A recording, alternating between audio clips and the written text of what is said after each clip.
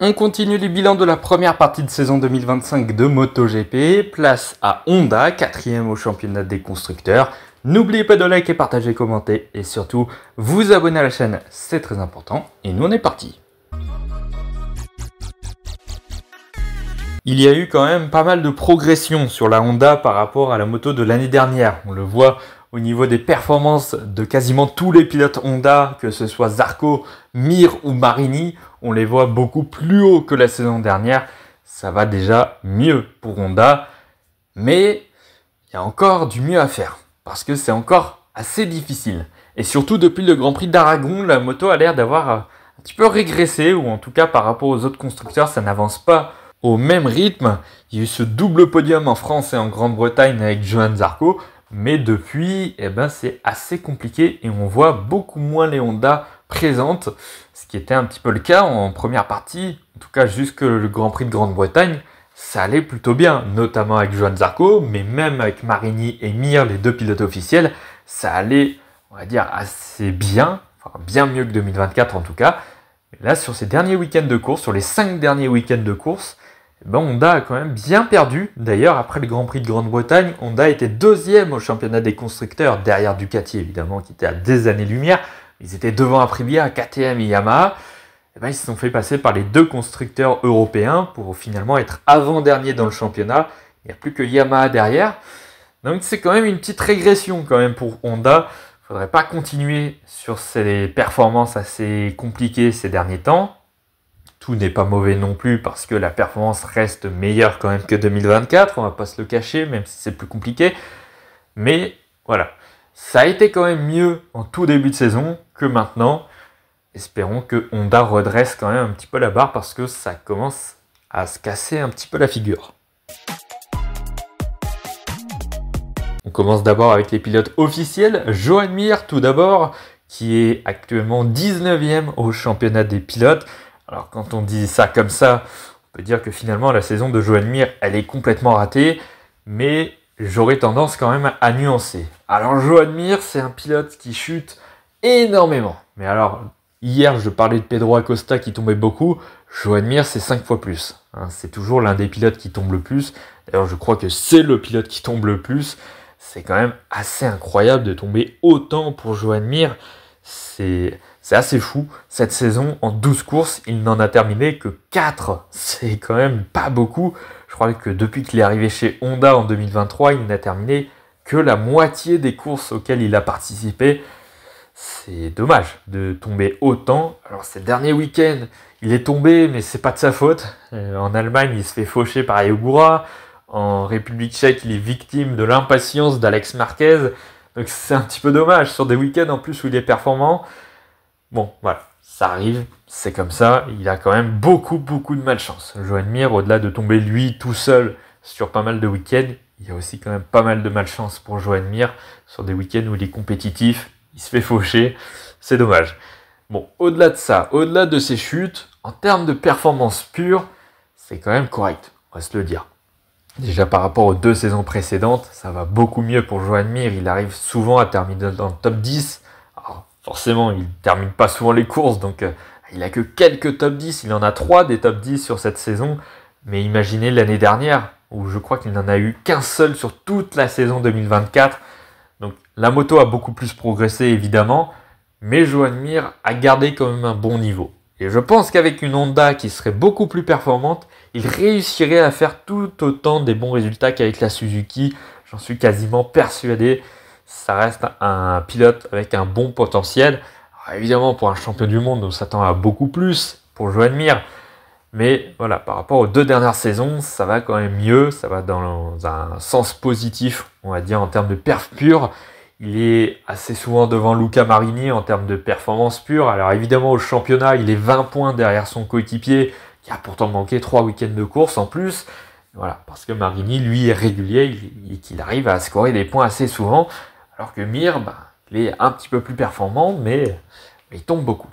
Alors il est le 2e meilleur pilote Honda en termes de perf pure, encore une fois, parce qu'il est 3e meilleur Honda au championnat. Et évidemment, Johann Zarco est toujours largement le meilleur pilote du constructeur japonais. Mais voilà, pour Joan Mir, beaucoup le critiquent, notamment pour toutes ses chutes, etc., et qui n'est plus au niveau.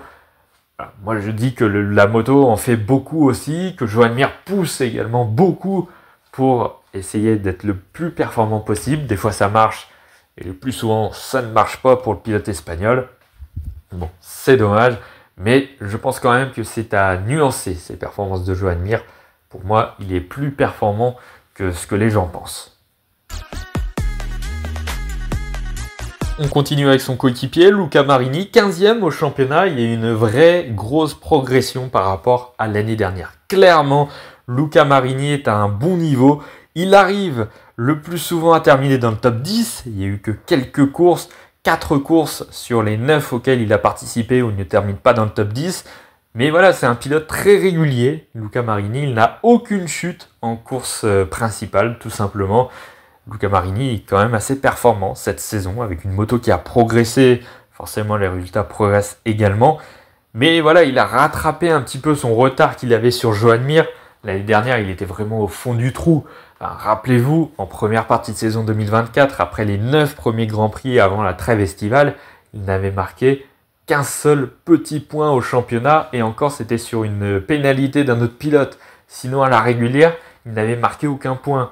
C'était quand même désastreux le niveau qu'avait Luca Marini, même s'il l'avait rattrapé un petit peu en deuxième partie de saison. Clairement, je ne m'attendais pas à ce que Luca Marini soit aussi performant. Donc c'est plutôt une bonne surprise, on va dire. Alors évidemment, ça casse pas la baraque non plus, hein, c'est pas exceptionnel. Johann Zarco fait beaucoup mieux. Joan Mir en perf pure sur la majorité des week-ends fait un petit peu mieux aussi. Mais il a rattrapé son retard qu'il avait l'année dernière. C'est sa deuxième saison sur la Honda. Et ça va déjà un petit peu mieux quand même pour le pilote italien. Donc c'est toujours ça de prix. Il y a eu malheureusement cette grosse blessure en test des 8 heures de Suzuka qui vont se dérouler je crois dans un mois, même pas. Donc il y a eu cette blessure. On n'était pas sûr de le revoir, peut-être même de la saison. Finalement il est revenu assez rapidement.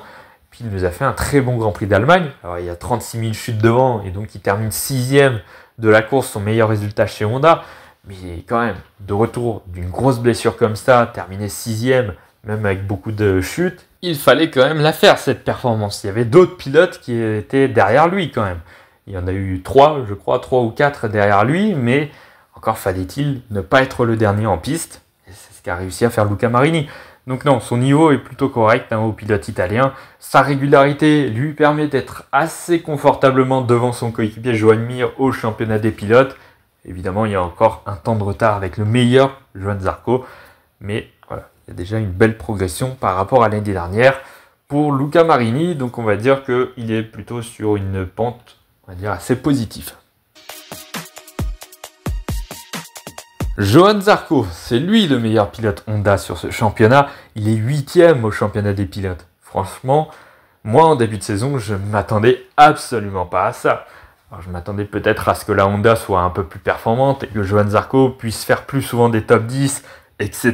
Voire peut-être, éventuellement, sur un coup de bol, faire un top 5. Mais je ne m'attendais pas à ce qu'il soit aussi haut au championnat. Et surtout, qu'est-ce qu'il nous a fait, franchement, le week-end au Grand Prix de France. Alors évidemment, c'est des conditions particulières. Sans ça, jamais il aurait gagné le Grand Prix de France. Mais voilà, faut prendre. Hein.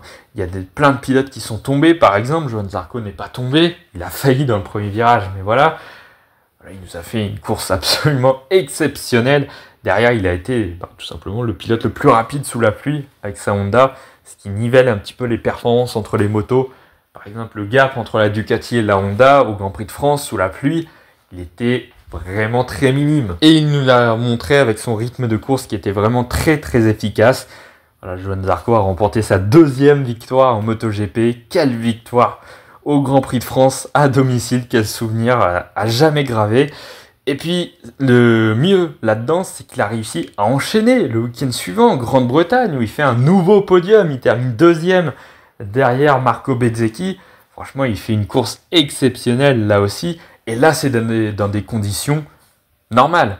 Donc, vraiment les vraies conditions à la régulière. Quasiment à la régulière parce que Fabio Quartararo est censé gagner la course de base, mais bon, toujours est-il qu'il aurait terminé quand même sur le podium. Donc voilà, il a enchaîné des très très belles performances. Les week-ends d'avant aussi avaient été très bons avec une Honda qui était encore à ce moment-là beaucoup plus performante qu'en 2024 en tout cas, il nous a fait des très très bons week-ends de course. Il était même, je crois, après la Grande-Bretagne, 5e au championnat des pilotes. Imaginez-vous une Honda dans le top 5 du championnat. Jamais personne n'y aurait cru en début d'année. Et pourtant, c'est ce qui est arrivé.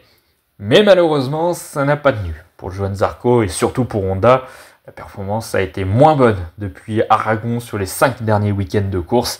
C'est beaucoup plus compliqué, beaucoup moins de points inscrits et par Honda et surtout par Johann Zarco.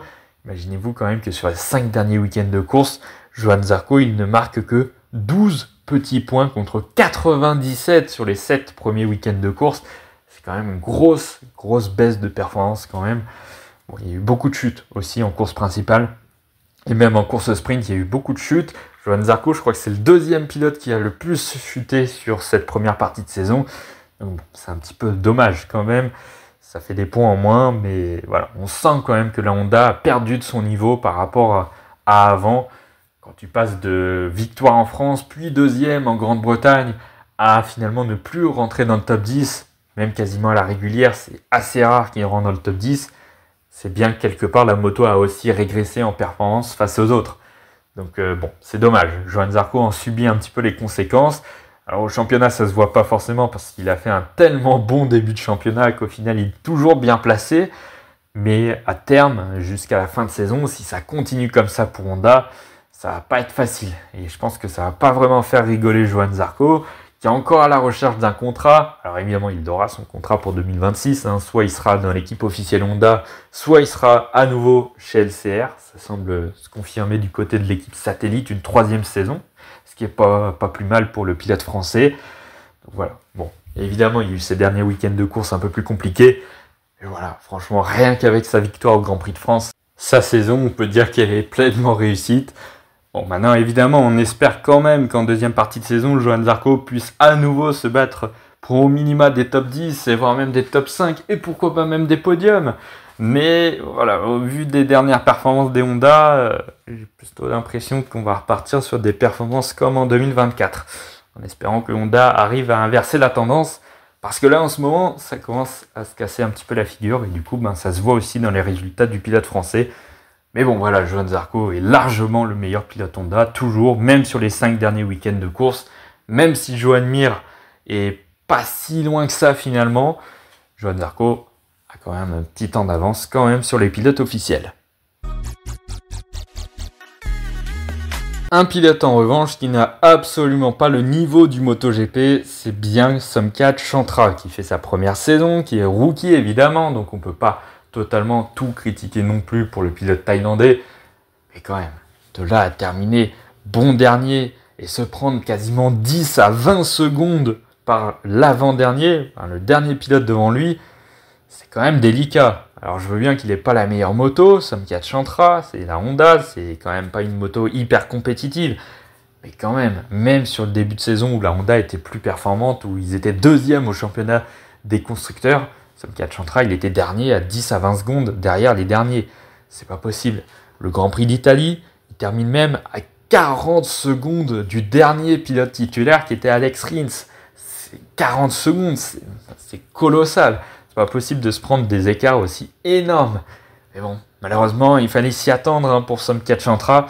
C'était déjà un pilote qui faisait quelques résultats de temps en temps en Moto 2, mais c'était pas exceptionnel, ça jouait pas du tout de titre mondial, ni même de top 3 au championnat. Ça jouait une victoire par an et encore, ces dernières saisons, c'était le plus compliqué.